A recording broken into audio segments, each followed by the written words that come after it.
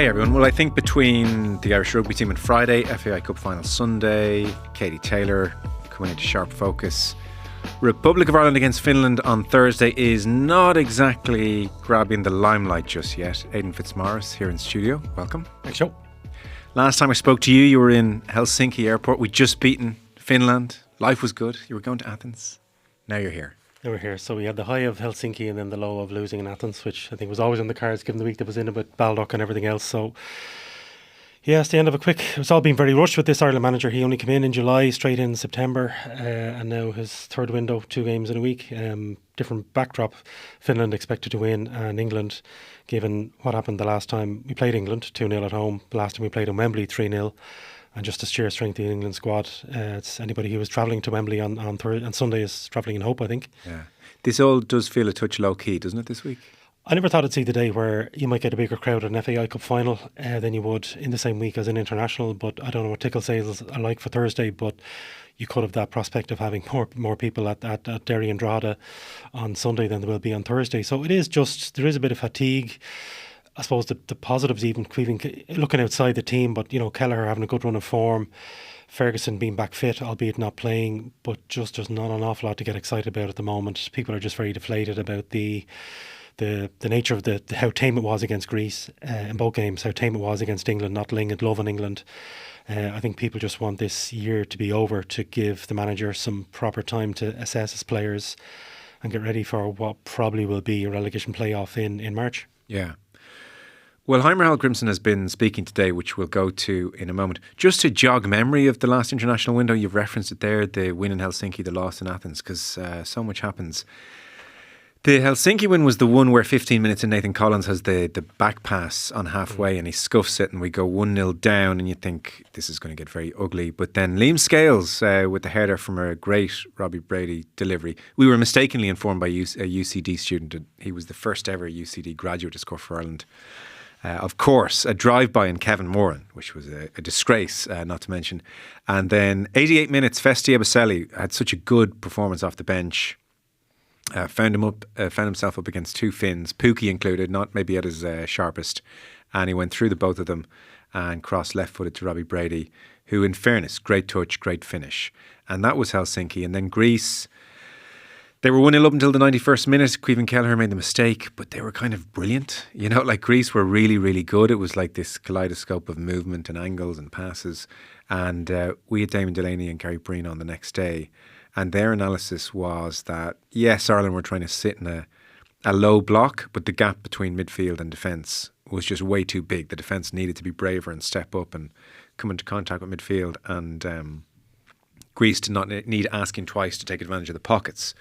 But I think, Aidan, the sense people had of that window was, well, Greece were really good. 1-0 until 91st minute, not a disaster. And against Finland, a win is a win is a win. Beggars can't be choosers. It wasn't a vintage performance, but actually the team just can't keep losing. So we were kind of buoyed-ish last month, I would say. Yeah, and the being there, you could see the reaction from there was good Irish support in Helsinki, and where we were sitting at the game, we were closer to them than we were in Athens, and you could see what it meant. There was a real bond. Like, it was pretty tasty at halftime. Like, there was boos coming from the Irish crowd at halftime, and when Robbie Brady scored, he ran over to the Irish fans, and I thought he was going to do justifying himself. Where's your booze now, pal? Are you not entertained, to use a more modern reference? But when you see, one thing that was impressed me was what I took from the game was Festy, who really, I think, turned the game when he came on. He really, again, when you're there, you can see he really unsettled the Finns. And at the end then, the players were all celebrating, but they kind of took a step back and they pushed Festy towards the fans to let Festy take the acclaim for his assist for the goal. And from that window, the emergence of Festy was the one for me. I'm still not convinced about Darragh O'Shea at right back, for example. I know, and both of them are, Festy and Darragh O'Shea, are both struggling with injury at the moment. They could both be out for the game on Thursday. But I think we saw there the emergence of Festy as a player who really can impact games. We've seen that before off the bench. Players like James McLean, Stephen Hunt back in the day they lifted the crowd when they come on. And Festy did that. He unsettled the Finns. a lot of Irish players. I don't think, the crowd of the other team really get that upset when they see Jason Malumbi. No disrespect coming on, but Festy did. It was a strange win in Greece, where I think they absolutely ran things in midfield. I mean, the best player for them was Bakasetas, I've seen him in all the games he's played for Ireland. Very low profile player. He spent most of his time in Turkey. He's back in Greece now, playing for Olympiacos. He was just the kind of player we don't have. He just dominated games. His game management, game on the ball. Irish midfielders don't play that way. They've won every single midfield battle against us anytime we play them. And if this team are going to progress, it's finding that edge in midfield that is still going to be the missing link. I remember being very struck when you spoke to us after the game in Helsinki about the boos at half time. Obviously, it's a bit early to be booing Hallgrimsson. Did you interpret that as just we're thoroughly fed up with you, the players? Was it more like a plague on all your houses? The FAI are almost part of the booing at half time. How did you interpret that? A bit of all three. I think Hallgrimsson probably excused because he is new in, but I think a lot. There's a funny. I've travelled to the away games, and yet they're. I don't like to use the word real supporters, but there's a real hardcore. It takes a lot of money to go. A lot of people made that double trip. If you take time off work, the cost, everything else, to go to Helsinki, then Athens, it takes a lot of time to go to Yerevan and Tbilisi and Torshavn and all these places. So I wouldn't say that they're the real fans, but I think they've a bond with the team, and they don't like being let down. They're not just going to applaud needlessly, and they weren't happy with what they saw. The first half was not good. It was a very weak finished team, and we'd stood off them. I think the takeaway from that game is, and Hallgrimsson referenced it in some of his press dealings last week, he said, why do we only play well when we're behind? And there's this thing about Ireland, well, it's great playing well when you're 2-0 down and you go 20 minutes and you can stand over that 20 minutes and think, well, we did well. That's not good enough. And to find that, and that has been the talk this week about starting on the front foot. This is something that Ireland haven't done for a long time, to be the ones to take the lead. And there are weaknesses there. There's something there I went through the last time, where the amount of times you've conceded a goal early in the second half, the first 3 minutes of the second half, that's a mental thing. You should not concede that many goals in the first 2, 3, 4 minutes of the second half. People aren't mentally switched on. They're not they're not switched on to their jobs. They haven't got that focus. They're the things I think that Hallgrimsson is trying to fix. And for this week, it's to find out why get the freedom that they played with when they were behind in Helsinki, to have that from the start, because the team won't progress unless they have that. Who knows the reason for the second half poor start situation? Because Josh Cullen, a slightly more charitable theory on his part at the last window, said, well, we almost get too fired up at half time and there's a real determination to go out there and stamp our authority in the game. And do we almost get too cavalier, was maybe something he had thrown into the ether. But regardless, it is an issue. The importance of tomorrow, so again, it's not a bums on seats, everybody rushing to watch this game, but with the view to the result and making Euro 2028, Ireland do need one tomorrow.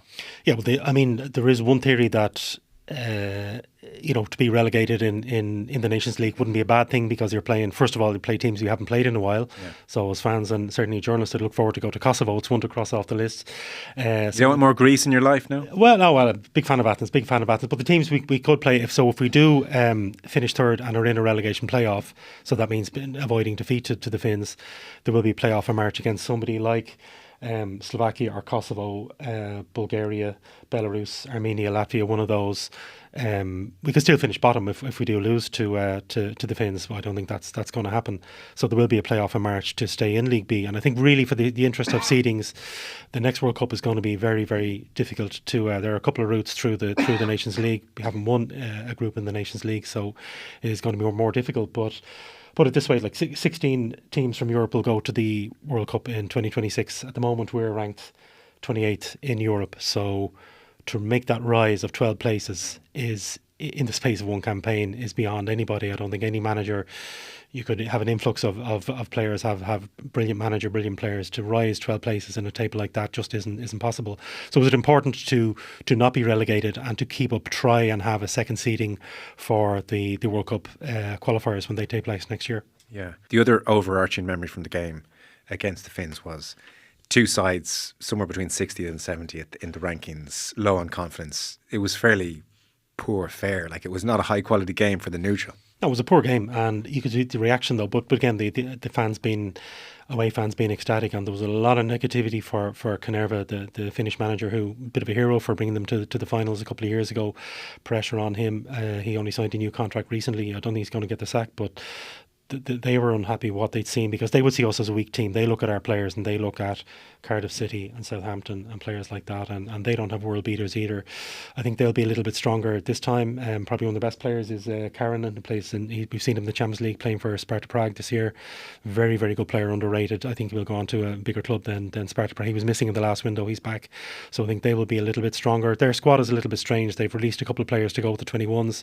The Finnish 21s have a playoff to try and get to the Euros, so that's probably their focus. We're trying to qualify for the under 21 Euros. But I still think, even with the players Ireland have missing, and it is going to be a much changed team. Ogbene is a big loss.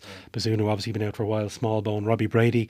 I think, but one concern I have would be where set pieces are going to come from, because Brady's set pieces have been a key. They delivered that goal for Scales in Helsinki. I don't see an obvious replacement there in terms of set pieces. I think that's one of the reasons why Duffy was coming back, because the manager saw Duffy as a real asset from set pieces. And it's a bit like going back to all the things Ireland managers have tried over the years. Nick McCarthy, Stephen Kenny, and now Hallgrimsson. We still go back to the best way to a goal is a player like Alan Judge back in the day in Copenhagen a few years ago, or now Robbie Brady on a dead ball. Send up Shane Duffy and hope he gets on the end of it and gets a goal. That's still one of our most likely routes to goal. Well, it's a bit like Jack Charlton pioneering high pressing. It became very cool. Now that Arsenal are set piece specialists, suddenly we look like we're very much in touch with the pioneering of the game. But we're not very good at them. I think it's a long time since we scored direct from. I was trying to remember the last time we scored. Scales. But from a free kick, I'm talking about. I think a competitive game, like Conor Huron got one against Georgia in 2019, 2020. Before that, I can't remember. We don't score. Again, I'm coming from a tradition where we had two specialists, Dennis Irwin and Ian Hart, who would score regularly. So you get one goal from a direct free kick per campaign from either Dennis Irwin or Ian Hart. We don't have that now. We don't. So I would be a bit concerned about the lack of a dead ball expert for this window. To be fair, we've a lot of problems. So as you mentioned, the Finns have given 3 starters from the game in Helsinki to the 21s. So that would give a sense of their mood coming into this game, what their priorities are. We'll take some of Hallgrimsson today. So Matt Doherty in, then out, and said to the 42, obviously I should be in the squad even if I'm not playing or going. I should be still there, obviously. And then he wasn't there, but then Seamus Coleman has been pulled out, and so Matt Doherty is suddenly back in. So it's been that kind of a situation for Matt Doherty with Heimer Hallgrimsson. Naturally enough, that came up in the press conference today, Doherty's return. We always said that we didn't want to have both Matt and Seamus same time. We wanted to think a little bit in the future, so missing Seamus, missing Shane Duffy as well, 2 really experienced. No doubt in my mind that Matt was the replacement there. And how was your relationship with Matt Doherty now? Because he's a senior player. Some would say he was snubbed in the last 2 squads. And you'd expect perhaps a senior player to be angry about that. Did he express himself to you in that regard? No, it's been quite pleasant. He's a nice guy. Yeah, but what you're looking for is bastards in the team, aren't you? Yeah, no, it's good to me. As a player to be angry, to want to make a case. Do you think it'll motivate him for the game? I'll hope everyone, not only him, everyone will show up on the pitch. I deserve to be here. That's where players should be doing their talking. Make the feet do the talking. This Doherty thing, no one really buys the way Hallgrimsson is talking about this. No one suddenly imagines Matt Doherty coming back into the side next year for the World Cup qualifying games, and he just wanted to look at other players in the meantime. Not least because Hallgrimsson has talked about trying to find his best 11, play them together as often as possible, because there aren't many games until the World Cup qualifiers. So the thinking doesn't stack up. I mean, Matt Doherty is not in his plans, I dare say. No, and he's not playing a bull. It's very hard for Matt to argue. Matt clearly Matt waited a long time, and he's very sore about his exclusion, particularly under Martin O'Neill. It's taken Matt a long time to get his international career going. But his form at Wolves wouldn't back that up. I think there are exceptions. Someone like Caoimhín Kelleher, it's lucky that he's playing for Liverpool at the moment, but if he wasn't, he would still be our number 1 because of his status as a Liverpool player. And Ferguson is a little bit different. He's 20, a little bit different, but Matt isn't playing. He gets minutes here or there for Wolves. It's very hard to argue. And I turn around the other way. If Matt Doherty was now a 21-year-old who was playing every week in the Premier League, and say this was Steve Finnan, was the older player still hanging around who wasn't playing for his club, Matt could have to see the argument that the senior player would have to be under pressure. I think that's just Matt's way. I mean, he made his point in the interview with David Sneyd in the 42, and he was hurt. The players don't like being left out.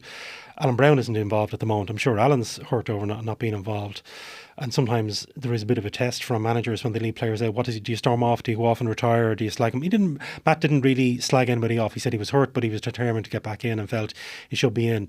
There's two things to get Matt. His iron performances over the last year, 18 months haven't been good. I think that's the thing. It's not just no minutes at club level. It's the Greek game in Dublin. And the two players left out, the error that led to one of the Greek goals in Dublin, where lack of concentration from Alan Brown initially and then Matt. So there's no real clamour. This isn't like David O'Leary being left out by Jack Charlton or Andy Reid being left out by Trapattoni. Matt hasn't been playing particularly well for Ireland, and if Matt turns around, if he goes around and has a purple patch now for Wolves, he can nail his colours to the mast and say this is why I deserve to be there. But Matt doesn't deserve to be there because he's Matt Doherty, who's a senior player who's 31, 32 and has been in the squad for a while. I think Hallgrimsson's handled it fairly well, and he brought him back. He may be needed because, as I said earlier in the conversation, we were going to see a training today, but Ebosela came off injured in the last game for Watford. O'Shea is managing an injury with at the moment.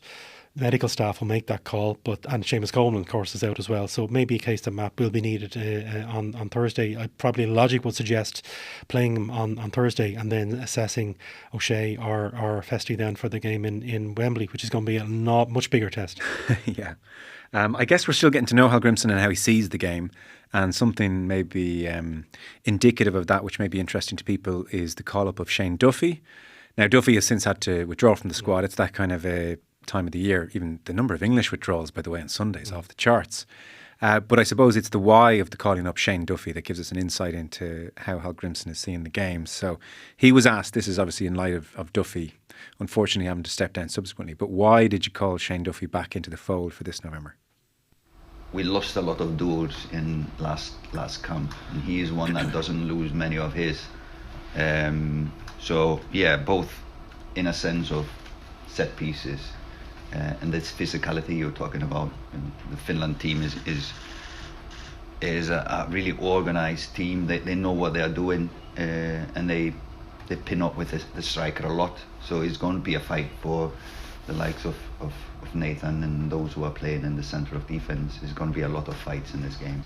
We've been talking a lot about basics. We have been drilling a lot the basics, and the details don't matter if the basics is not correct and well done. So I think we are really improving in the basic. We are trying to say the same things in attack. We are trying to say the same things to the players in defence, and then that's how we build the progress step by step.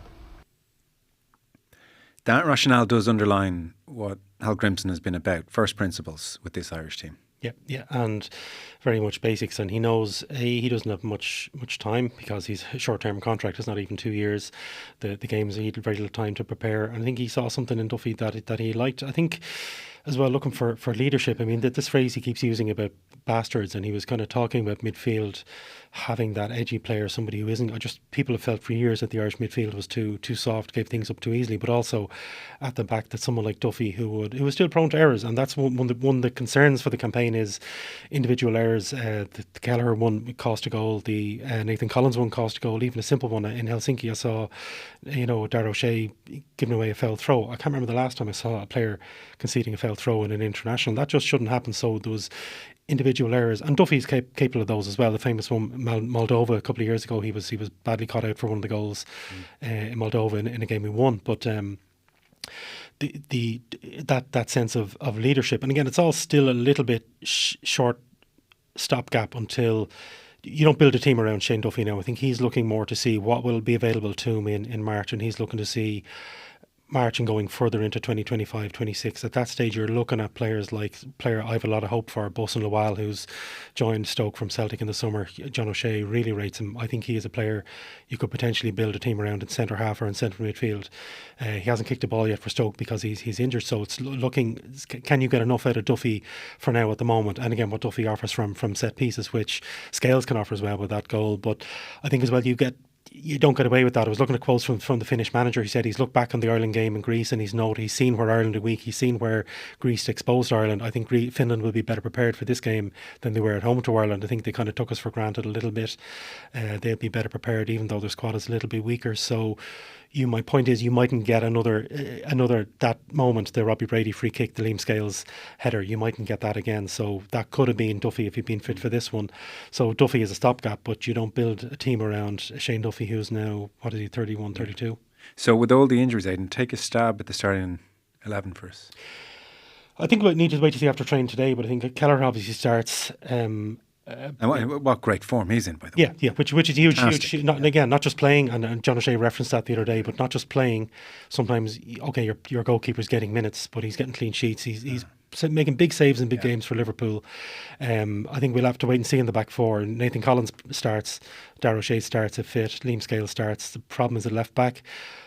Long term, I think I would like to see. I don't think if he is going to persist with the back four, I'm not convinced by Darragh O'Shea at right back. I think he's more at home at centre half. You need Nathan Collins there, so if you play O'Shea and Collins at centre half, where do you fit Liam Scales? I would like to see Liam Scales at left back, not his most natural position. Yeah, it's funny that from memory, Gary and Damien talked about it, but certainly one of them said Liam Scales doing really well. I mean, of course he is, but that initial on the turn 2, 3, 4, 5 metres burst, they're not sure he has that for left back. It'd be a question mark if a nippy winger knocks one by him. And also, if you're looking for lessons, so we talk about the positives from Caoimhín Kelleher's form at Liverpool. If you look at Celtic against Dortmund, and Scales wasn't individually at fault for many, if possibly none of those goals, but still to see a defence ripped apart like that with an Irishman. So the plus of an Irishman playing in the Champions League at that level, a good team will do damage. So I think a variation of that back four. I think he'll wait and see. Festy and Darragh O'Shea will have to wait and see a right back. So it probably will be either O'Shea or Festy at right back, Scales, Collins at centre half, and probably Callum O'Dowda. Interesting at the press briefing the other day. I was going to ask if you thought Doherty would go all the way into left back. Possibly, but he may, again, depend on fitness. So he may ask to take the hit. Ask Matt to take the hit this time. That's probably more logical. Just not take a risk with Festy. He's had a lot of injury problems in his career. Darragh O'Shea, he's a big season ahead with Ipswich. You don't want to take a risk him at home to Finland and send him back to Ipswich, who are already missing out many. So the logic would be Doherty at right back, give Ebosela and O'Shea another couple of days just to make sure they're right for Wembley, and then make the call on Wembley.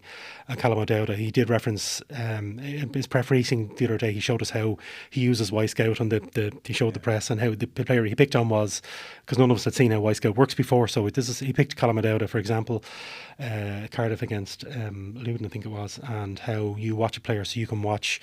Coaches out there listening to this will know, but you can have it programmed to only watch Callum O'Dowda, only watch the actions that Callum O'Dowda is involved in. Again, possibly an option for set pieces as well. Okay. O'Dowda. So midfield, Finn Azaz, probably a player on form. Hallgrimsson does like him. Josh Cullen starts. Malumbi, I think he will start. Evan Ferguson, needs a run of games. He needs goals. So you work back from there. Smotic will start. Mikey Johnston might come in. So midfield is kind of hard to pick, but a variation of that.